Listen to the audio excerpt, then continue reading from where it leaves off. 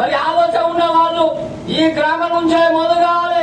ఈ రాజ్యాంగంలో కలుపు ఆడే హక్కు మనందరిపై ఉందని చెప్పి ఈ వేదికలో మీ అందరి శిరస్సు మంది నమస్కరిస్తూ మన పరిపాలన మనమే కొనసాగించుకోవాలి. ఎవరు మనల్ని ప్రశ్నించొద్దు. మనల్ని వెనుకబడిన తరగతులాగా చూడకుండా ప్రజలంతా ఒకటే, మనమంతా ఒకటే అనే విధంగా రాజ్యాంగం ద్వారా మనకు కల్పించబడిన హక్కులను మనమే కాపాడుకోవాలని చెప్పి ఏఎస్ ఇచ్చిన పిలుపులో భాగంగా కాంగ్రెస్ పార్టీ నాయకులమైన మనందరం ఒక ఉద్యమ తరహాలో ఈ రాజ్యాంగాన్ని కాపాడుకునే దిశగా గ్రామాన పాదయాత్ర ద్వారా గడప గడపకు తీసుకెళ్లడం జరుగుతూ ఉంది. ఏ సంక్షేమ ఫలాలు అభివృద్ధి ఫలాలు అందకుండా చేయాలని చెప్పి రాజ్యాంగాన్ని అడ్డం పెట్టుకొని రాజ్యాంగం ద్వారా ప్రజలకు కల్పించబడిన హక్కులను కాలరాస్తూ, ప్రశ్నించే హక్కులను కాలరాస్తూ రాజ్యాంగాన్ని పార్లమెంటు సాక్షిగా మార్చాలని చూసిన అమిత్ షా మోడీలకు బుద్ధి చెప్పాలని, చాలా పెద్ద రాజ్యాంగం మనది, శాంతి అహింస మార్గాల ద్వారా మన దేశానికి స్వాతంత్రం తీసుకొచ్చిన మహాత్మా గాంధీ గారి అడుగుజాడల్లో అలాగే స్వేచ్ఛా స్వాతంత్రాలను ప్రజలకు సమాన హక్కుల ద్వారా కల్పించాలని చెప్పి డాక్టర్ బాబాసాహెబ్ అంబేద్కర్ గారు రచించిన అతిపెద్ద రాజ్యాంగాన్ని మనం పొందగలుగుతాం. లేకపోతే ఎవరైతే గత 10 సంవత్సరాలు ప్రజలను ముప్పలు పెట్టిరో ఒక 2 ముచ్చట్లు మాట్లాడుకున్నామమ్మా. ఈ 10 సంవత్సరాల కాలంలో సామాన్యులకు ఎవరికైనా కొత్త రేషన్ కార్డు ఇచ్చిరా? 10 కొత్త రేషన్ కార్డు ఇచ్చిరా?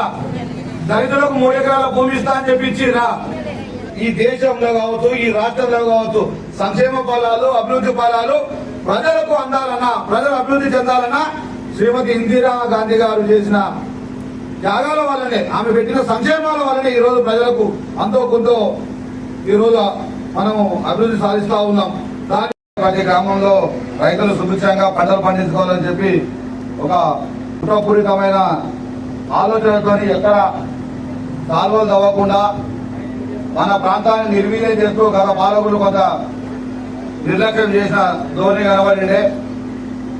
దానిలో భాగంగానే మొన్నటి ఏసంగి పంటకు సిరిసిల్ల ప్రాంతానికి నీళ్లకు ఎంత కష్టపడ్డామో, నీళ్లు మన చెరువులు నిండడానికి ఎంత ఇబ్బంది కలిగిన పరిస్థితి ఎదుర్కొన్నామో, మా గ్రామాల నుండి రైతులందరూ కాలువలు ఇప్పుడున్న ప్రస్తుతం మన ఈ ప్రాంత ఎమ్మెల్యే మంత్రిగా ఉండి కనీసం ఈ ప్రాంతంలో ఒక చెరువు నుండి ఒక చెరువుకు గొలుసుకట్టు చెరువు కాలువ ద్వారా చెరువులు నింపాలని చెప్పి ఆలోచన లేని తనంతో కూడా కొంచెం మన ఈ రైతులు ఇక్కడ ఇబ్బంది పరిస్థితులు ఎదుర్కొన్నారు. ఈ వచ్చే ఏసంగి వరకు గౌరవనీయులు మంత్రివర్యులు సాధ్యం చేయబడింది. ఖచ్చితంగా వచ్చే ఏసంగి పంట వరకు మన ఈ జిల్లా జక్కాపూర్ నుండి, మాటల నుండి మన గ్రామాలకు వచ్చే చెరువులు ఏవైతే ఉన్నాయో ఆ చెరువులకు తప్పకుండా కాలువలు తీయడానికి సిద్ధంగా ఉంది ప్రభుత్వం. అలాగే కొంతమందికి రైతులకు ఈ ప్రాంతంలో నష్టపరిహారం, భూములు కోల్పోయినా నష్టపరిహారం కూడా ఇవ్వలేదు, వాళ్ళకు కూడా కమిషన్. పొన్నం ప్రభాకర్ గారు ముఖ్యమంత్రి రేవంత్ రెడ్డి గారితో ఆలోచన రాష్ట్ర వ్యాప్తంగా ఎంతమందికి రాలేవో వాళ్ళందరికీ ఒకేసారి మళ్ళొకసారి రుణమాఫీ చేసే విధంగా చర్యలు తీసుకుంటా ఉంటారు. ఇది సంవిధాన్ భారతీయమైన మేము మా రాజ్యాంగాన్ని అత్యంత పవిత్రమైనదిగా ప్రపంచంలోనే గొప్ప రాజ్యాంగంగా భావిస్తాము.